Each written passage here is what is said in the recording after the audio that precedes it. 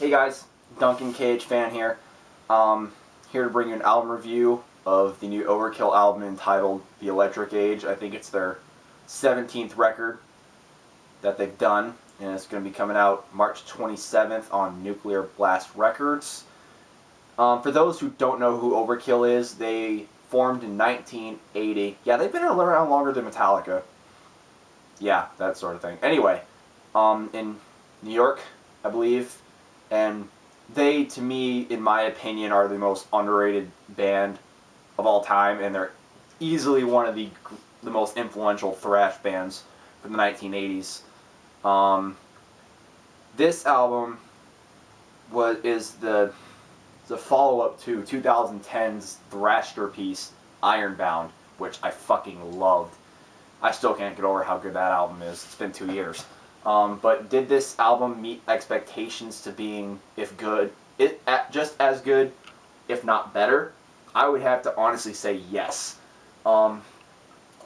It's just like, hold on, just like added.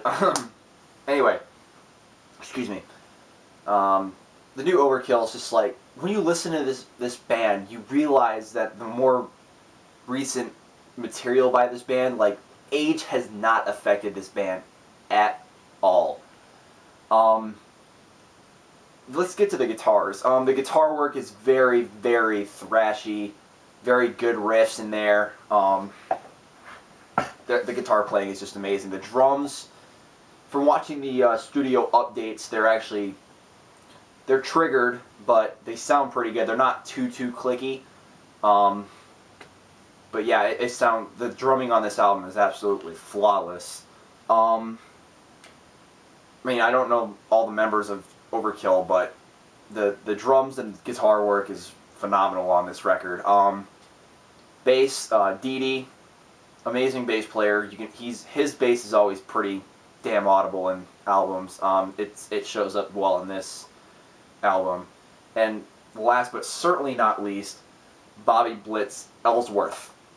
Now, this guy has been in the band for 30 years, obviously. The guy, he smokes like 1 million cigarettes. He's probably smoked that much in his life, but the thing that gets me, that amazes me every time, is how he's had the same voice since the first album, Feel the Fire. Yeah, I've listened to everything from Overkill, and his voice does not sound any different on any of the albums. I mean, it's just amazing how well his voice has been. I mean, vocally, he hasn't aged. I mean, obviously, he's aged in person, but his vocals have not changed one bit. And this album is absolutely crushing. Honestly,